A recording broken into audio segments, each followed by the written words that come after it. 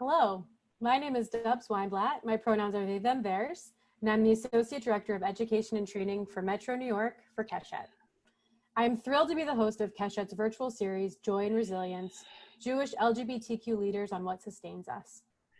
As LGBTQ Jewish people, oftentimes we need to create our own ways of persevering through tough moments. Surviving and thriving in this world has pushed us to create our own store of unique wisdom about resilience, joy, and community. Each week, our team will invite a different Jewish LGBTQ community leader to join us in a thoughtful conversation about what sustains us and keeps us hopeful. In these conversations, we can only speak from our own personal lived experiences.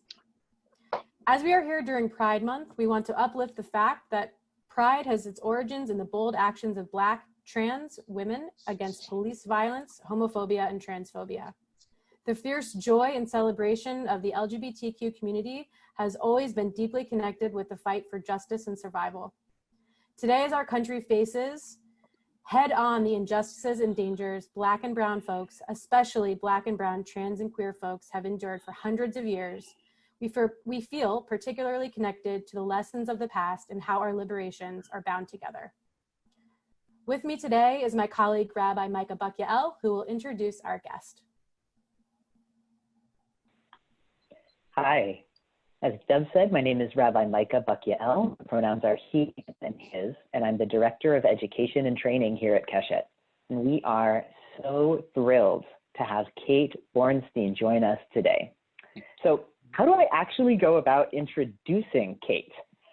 I think that I need to start personally and say that I first encountered your thinking through your written works, through your books, my Gender Workbook, Gender Outlaws, the first and the second, and that I, as a still way too afraid to call myself trans, young trans person, was hungry to read anything I could get my hands on, and that your works completely blew up the way that I think about gender, and also the way that I think about what it means to do theory and what it means to write and what it means to assert power and over one's lived experience. And I think it's not too much to say that your work as an author and as a performer and as a suicide prevention advocate has literally been life-saving for so many of us.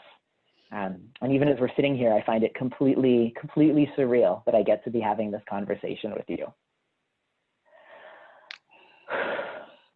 So, the framework of our conversation series is joy and resilience. And I'm wondering if you could get us started by sharing just a little bit, what do those ideas mean to you and why do we have to keep talking about them? Joy and resilience, huh? Well, first, let me thank you for the introduction and thank you all for inviting me here. Keshet is near and dear to my heart and has been for years. Joy.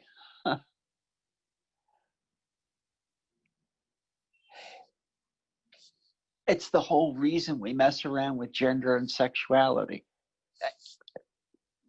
If it's not for the joy of it, then why bother?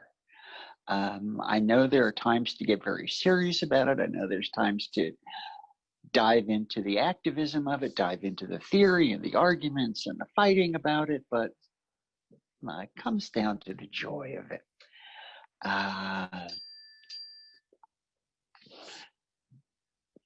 Resilience? In this day and age with the virus and now the Black Lives Matter, the uprising in this country fills my heart with joy at the resilience of us who we've endured 3.5 years of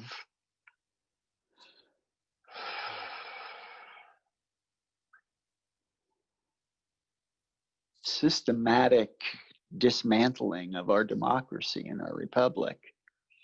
And we're now evidencing resilience, and that makes me joyful.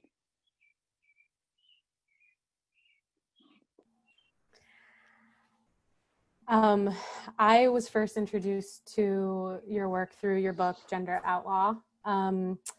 And I remember specifically sitting on a bus going to New Jersey, like coming out of Port Authority and reading it. And this was like in the very beginning stages of me figuring out who I am and feeling really similar to what Micah said, like not ready to really like say that I was a trans person and really nervous. And I just remember looking out the window and looking at your book and feeling like this act of, it felt like an act of resistance and an act of like I don't even know how, like, the fact that I could sit on a bus and read your book in public, like was like a really big moment for me. That's why I remember it so clearly and just the way that you talk about gender and, is just like really changed me in in very similar ways that Micah named. And then I remember I would, even after I finished reading it, I would carry it with me.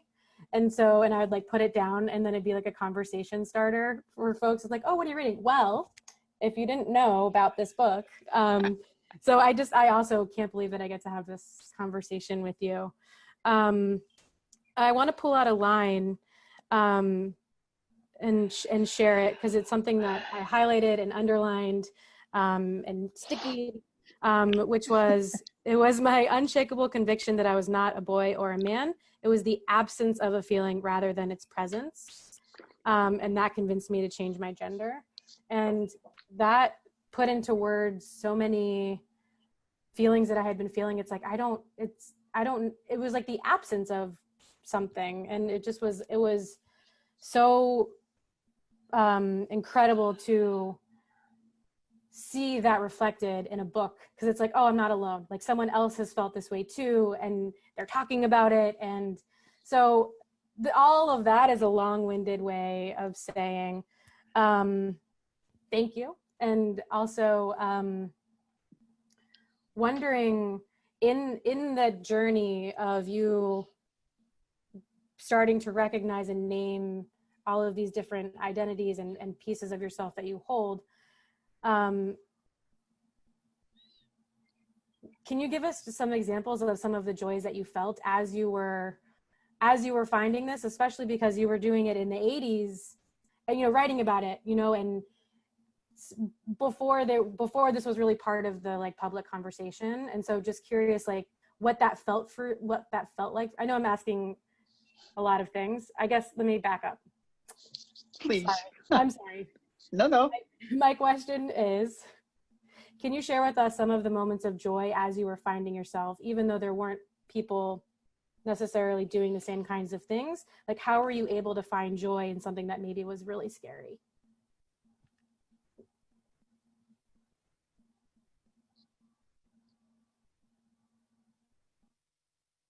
Coming out was a series of stages, as you were talking about. And thank you for saying all that good, yummy stuff. My big realization was that I was not a man. And not that I was a woman, but I defaulted to woman because there were no other choices. And it was a couple of years later that the Not a Woman Either came about. And that was, I won't call it joy. It was pretty much the opposite of joy. It was, I am nothing. Because if you're not a man and you're not a woman, there's no other option for you. There wasn't in 1986, 1987. No one was talking about that.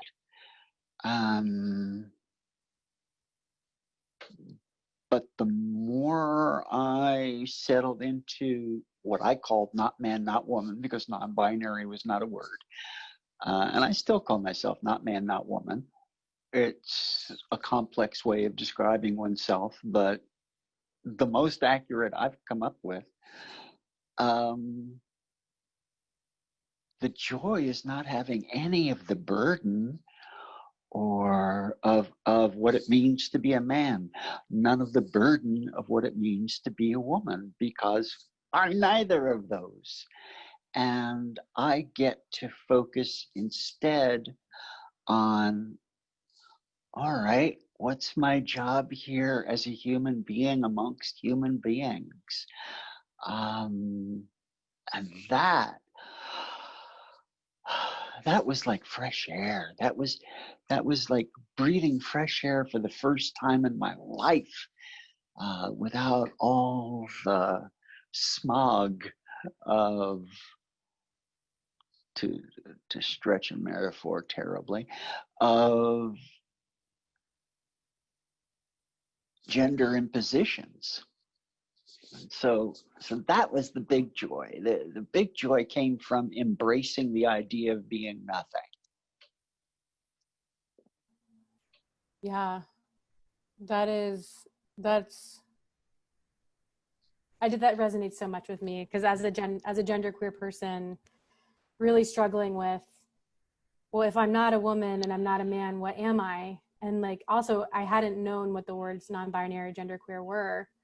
And then it was like, it truly, like, once I learned that that was a thing, it didn't occur to me that I could just be something without a word. I just was like, I was so intent upon finding a word that encompassed me, that I felt really like hopeless and lonely for so long.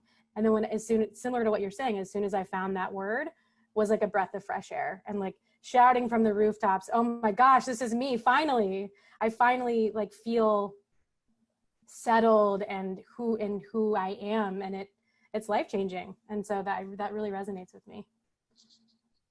Cool. Yeah.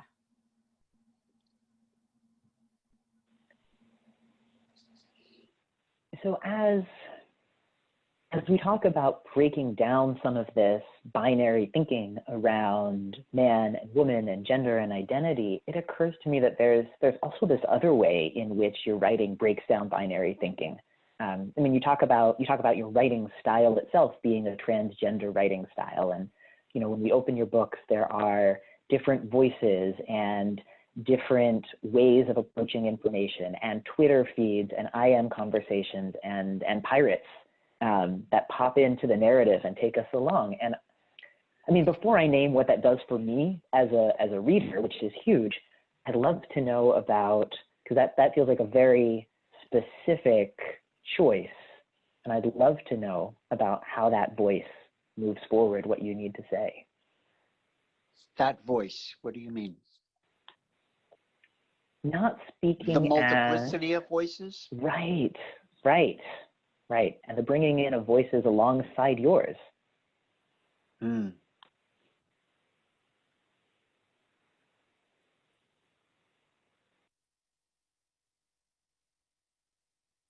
I don't like people preaching at me. I don't like people telling me shit.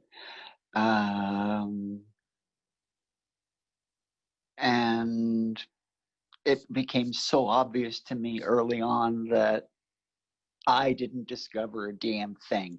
I was part of a wave, and especially the online stuff. People say something and you pick it up and you go, wow, that was amazing. You got to give credit for that, or you're just inflating yourself. That's why I started with all the extra voices. Gender Outlaw has that weird text all over the page because I couldn't figure out how to use Microsoft Word and do footnotes. And I hate footnotes. I hate flipping back to the back. So I decided to put the footnotes in the text and let them figure out how to make that happen. So what you have in Gender Outlaw is the main text, and that's my thoughts. It is. And then over on the right, as you're looking at it, is me disagreeing with myself for whatever reason. And then over on the left are people's thoughts and ideas that have influenced me.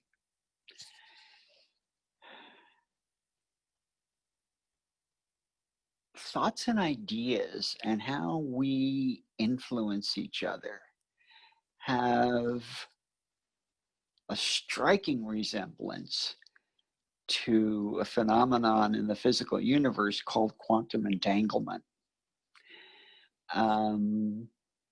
This is a proven fact. You've got two subatomic particles or wavelengths, and they bump into each other, as you do. But occasionally when two particles bump into each other, they become what's called entangled. And they go flying off into various other parts of the universe. They could be light years away. And if you were to drop a piano on this one's head, this one would say, ouch. And that is how ideas work. The fact that Gender Outlaw has been out there now for 25 years, and you all have taken it so much further, has brought me so much further. We're entangled, and look what you've done with this stuff. I had no idea that people would take theory and embody it and use it the way you have to do so much good. And that feels good for me. We're entangled.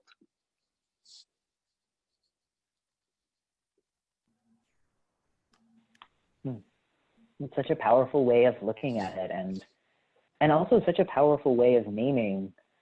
Like, one of the things that's most important to me is lived experience as the source of knowledge, and lived experience as the source of all the theorizing that we do. Right? Nobody gets to come down from above and tell someone how their heart works.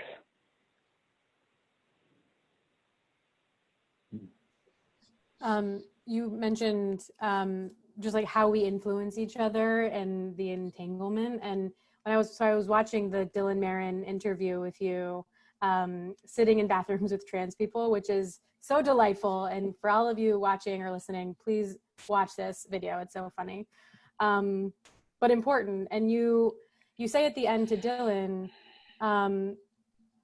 that he's creating space for art in the service of activism. And that's something that's really important to me, as using art as a way to be an activist at Keshet and beyond with my other hats. So I'm curious, how have you found your specific art is in the service of activism?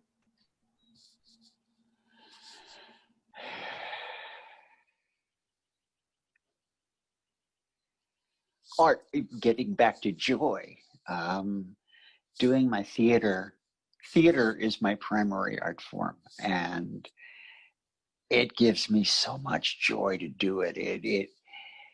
It feels sinful that it's so satisfying and so joyful that I can be entertaining people, that I can inhabit another identity and entertain folks, or that I can write about it and watch it happen, and that entertains folks. But if you add another layer, that it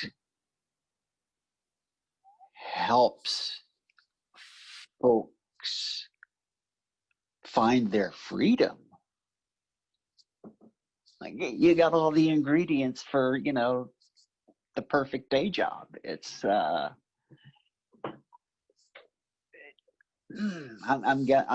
going way far from what you asked me. I'm sorry, but No, it's exactly what I'm asking. Please. oh, all right. People have called me an activist, and I've tried. but I don't do that very well. I don't do it well at all. I can march, I can lick stamps, I can, make posters, but that's about it. I don't have a mind for tactics or strategy or mustering people together, but I can make people laugh. I can make people cry. I can make people go, and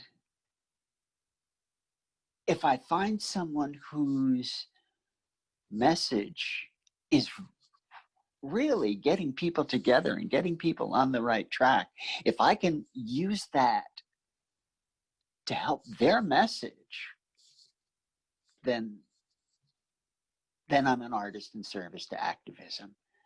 And that just feels much more accurate to say rather than I'm an activist. I'm not. I'm not. I'm doing everything for me and in service to you.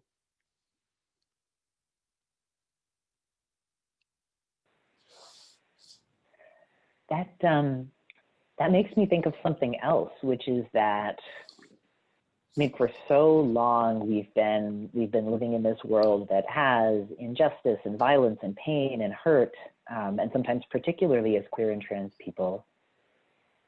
And your performances, your words, your writing are so deeply full of joy and celebration and hope. And that says to me that somewhere you have this idea of possibility, right? You have this idea of what our world and our communities could be. And I'm wondering if you could share, what do you envision with our world at its best? What I'm working on now is going beyond what I've written about in Gender Outlaw, going beyond what I've written about in the workbook. I think the possibility that exists for all of us is the same joy that I felt in throwing away this idea of being a man, throwing away this idea of being a woman, and being able to move forward without that pressure and just enjoy fucking life. We've built ourselves another framework pressure. There's a right way now to be a trans person. There's a right way to be a trans man. There's a right way to be a trans woman. There's a right way to be a trans Jew. And I'm going, this feels terribly familiar. And it's the notion of identity, not which identity, but the notion of identity itself. We seem to think that identity is this deeply personal experience. And we experience it personally, but that doesn't make it ours and ours alone. If you look at the word identity, what does it mean? Identify. Something over there exists and I match up to it. I identify with that. There's something called trans. Yes, I'm one of those. And as soon as we say that, we're measuring ourselves towards something that's outside of ourselves. And it's this journey toward nope. The journey toward nothing, if you will. And for the past 30, 35 years, I have been delving into wells of knowledge that tackle the idea of nothing. And I found postmodern theory. Postmodern theory says, well, you can say these words, man and woman, but honestly, depending on where you are, that changes. So it's this idea of stuff that moves and nothing is nailed down. Postmodern theory talks about the idea of being nothing. Buddhist philosophy talks about the idea of being nothing. And quantum mechanics talks about the idea of being nothing. And I know we need to come together at certain points to right wrongs, to break free, to protect our family and loved ones. This is the essence of activism. But to come together around the idea of identity, it worked at first because the identities were so new. But now that they're getting nailed down, now that, yes, we know. You have to become something in order to help us. No. And I'm much more in favor of the idea of value-based activism than I am of identity-based activism right now. That's the direction I'm headed in. And again, toward the joy of not being nailed down to what someone else says you should be.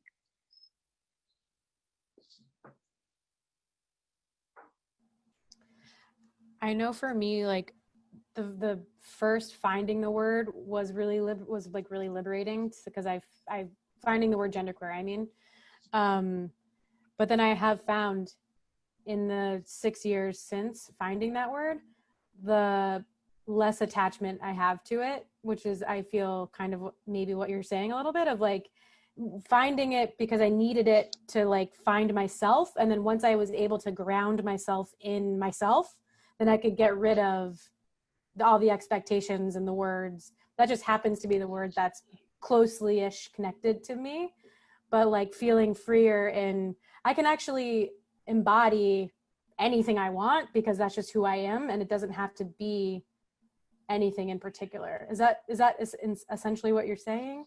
Yeah. Yeah, there is validity in defining ourselves by what we're not. Yeah. That's valid. That's a valid way to identify yourself. And that doesn't mean it's temporary until you find something that you are, although identities are like stepping stones. You going across a pond, you step on stones, and good, I'm not falling in, I'm on a stone, but you still got to get to the other side. So you step to the next one and the next one, but what you're looking for is getting someplace else other than the stone you're standing on. And that's kind of like the idea that I share when I'm teaching, in facilitating trainings, and also talking with young people around, when they always ask me, well, how do you know? And like, what if I decide later that I'm something different? And like, that's life. That's exactly it. Like, that's the journey, is as we're growing and as we're experiencing life, figuring out, oh, this next stepping stone actually makes more sense for me now, or maybe the stepping stone feels great for forever. And just the ability to internalize that it's okay no matter what stone you're on and how often you move among stones is valid. And I think because we're not really raised to think that way. And so it's revolutionary for people to know that it's okay. And so I'm looking at gender now in a whole new way. I used to talk about, and in Gender Outlaw, I wrote about gender being composed of identity, assignment, attribution, role, and your body, expression. But all of that is tied to gender in a public space. That's how gender is controlled in a public space. You have an identity that matches up with somebody else's idea of what that is. You have a role, someone else's idea, an assignment, someone else's determination, attribution, someone else has looked at you and decided that's what you are. And expression, this is how you're doing this so that other people will think that's what you are and be recognizable.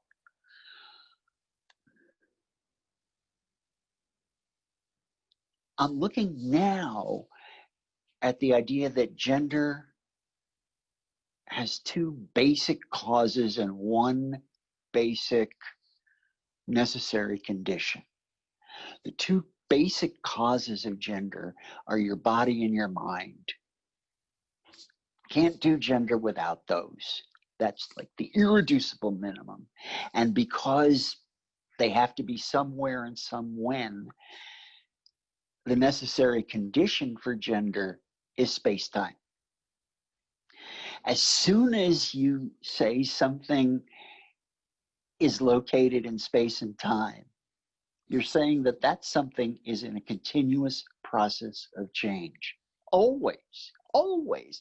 And that doesn't mean it has to be a huge change. You were saying you can stay on that stepping stone for a long time. Of course you can.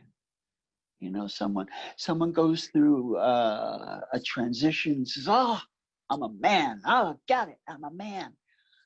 Bless your heart. You be that man for 50 more years.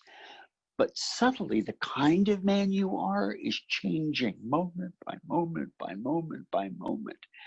And the more you acknowledge that, the more you understand this is a ride. This is a journey. I'm not saying you have to let go of being a man ever. No, unless you want to, unless it doesn't work for you anymore.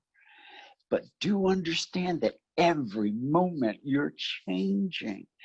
And the embrace of that change is getting back to joy. It's why we ride roller coasters. I miss roller coasters. I know.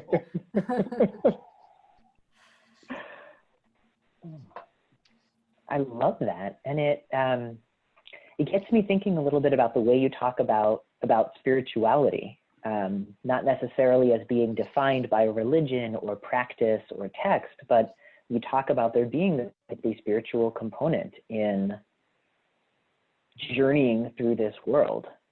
And I'm wondering if you can talk about how does that fit in to how you think about identity, how you think about gender, how you think about making this world what we've got to make it. Sure. Getting back to body plus mind in space-time. Mind is a bad word. In Buddhist philosophy, mind includes your heart. Mind includes spirit, consciousness, soul,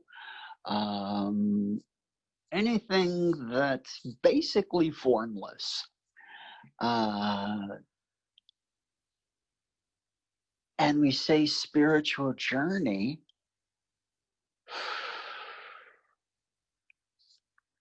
Okay, if there's great joy for me, let's say, in leaving behind, again, man, leaving behind woman, leaving behind transgender, the way it has come to be defined by other people, which works, that's great, but I've got to leave that behind.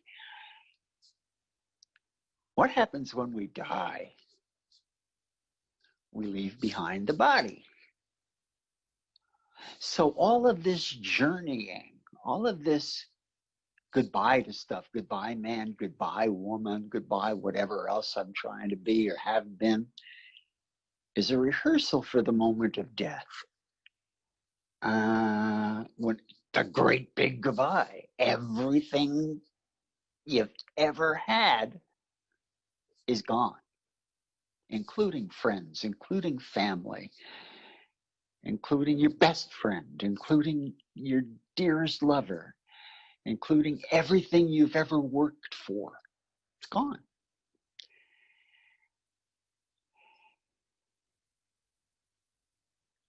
I want to be able to meet that moment with joy.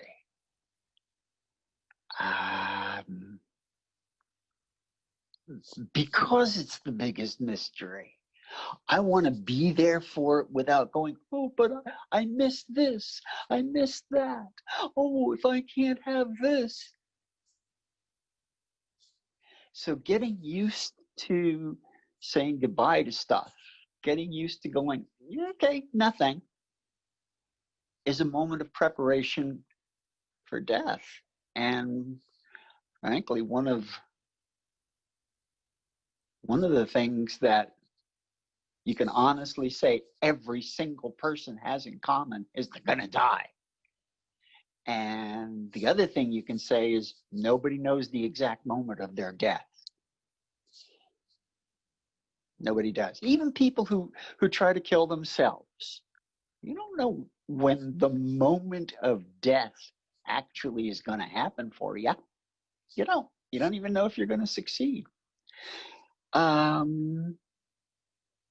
So, and I've been fascinated by death my whole life. I spent most of my life suicidal and indulging in suicidal ideation, and finally coming out of that doesn't mean I've lost my fascination for that moment of death.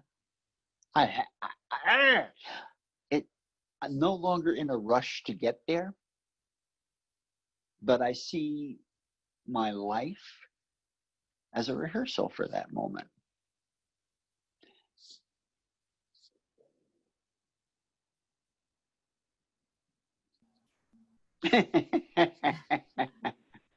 Thank you for sharing that with us. Mike, I feel like you're gonna say something, so please. No?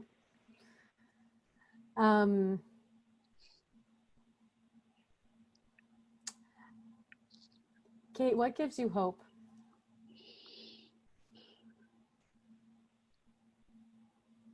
You do. Oh, really? You do. When I first wrote Gender Outlaw, I figured it would be for the isolated transsexual, which was the word we used, and a couple of academics. I had no idea how it was going to be actually used. But as I've said a couple of times in this interview, you have blown me away. It's stuff I never could foresee. I'm betting that at the moment of death, all the physical stuff falls aside. It just is. And whatever is left, call it mind, call it consciousness, call it soul,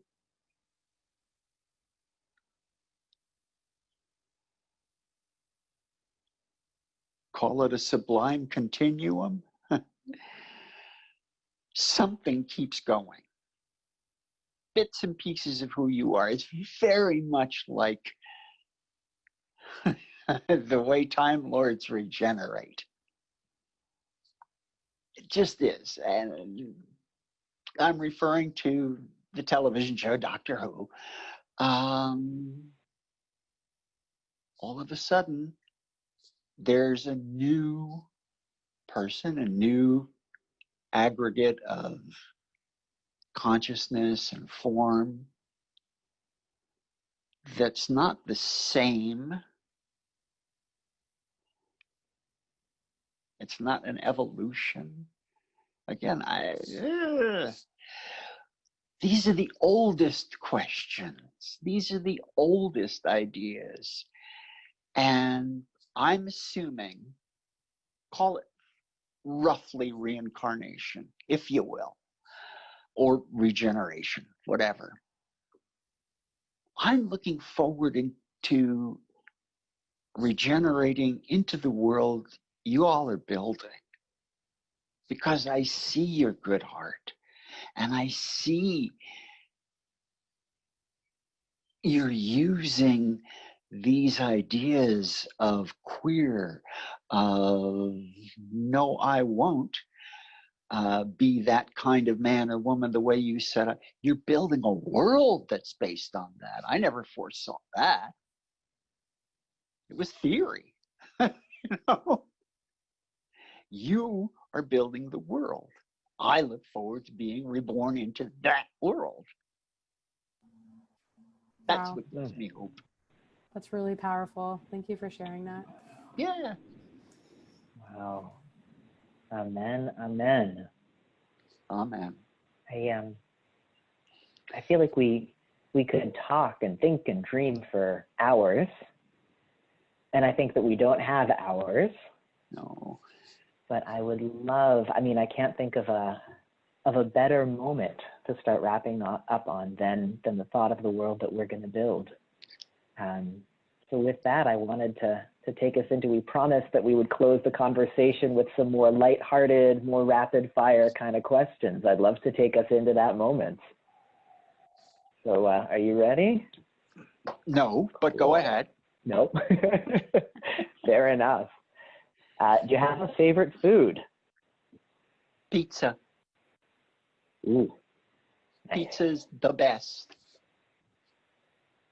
Other than that, I'm with you. Ethiopian cuisine is like primo. Amazing. What's one piece of advice you'd give your younger self?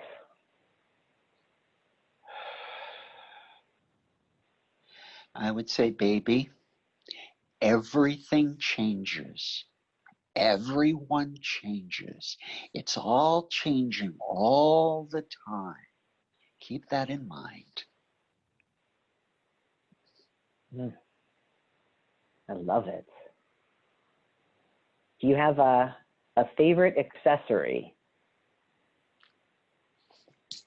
I do. I'm wearing it now. It's an ankh, and it's an Egyptian symbol. Nobody knows what it means. People think it means eternal life. People think it means the divine androgen. People think it means the power of sex. I like all three. Where I got introduced to it was in Neil Gaiman's book, The Sandman. It's the sigil of the character of death. Amazing. So last question. Oh, amazing. I love that. Awesome. Last question. What is a word that makes you feel empowered?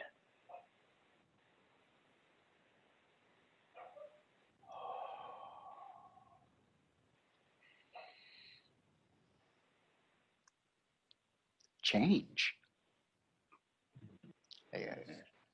Repeating myself, but as soon as I say that, I'm no longer tied down to anything. And that's what gives me power.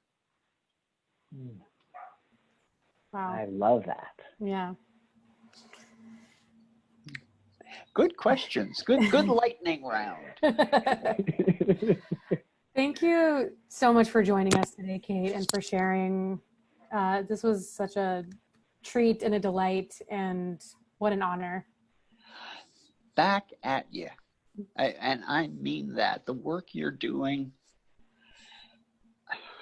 far outstrips any of the work I did. I get good words, and I was in the right place in the right time, and I put them out there, and I'm glad I was able to, but you've taken it so much further, and I'm honored that you have embraced my words and taken them so far that you've challenged me to go further too. So thank you again to you, Kate, and to all of you watching. Visit us at www.keshetonline.org to check out resources, videos, and information about Keshet, and to support our work towards full LGBTQ equality in Jewish life. Take care, everyone.